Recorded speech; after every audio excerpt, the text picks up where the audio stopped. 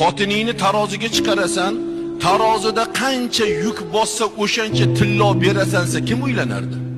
Kim xotinlik bo'la olardi? Qani? Eng yengil xotin 45 kilo bo'lib tursa, 45 kilo tillo ber kim uylanadi?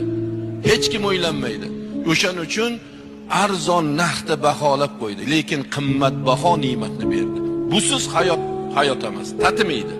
Xotiningiz olgan kuningizdan boshlab uyingizda tekin qorovul, xotiningiz olgan kuningizdan boshlab tekin oshpaz, xotiningiz olgan kuningizdan boshlab tayyor sipiriqchi, xotiningiz olgan kuningizdan boshlab tayyor bolalarni tarbiyachisi, kirlaringizni yuvib beradigan, oq yuvib oq taraydigan.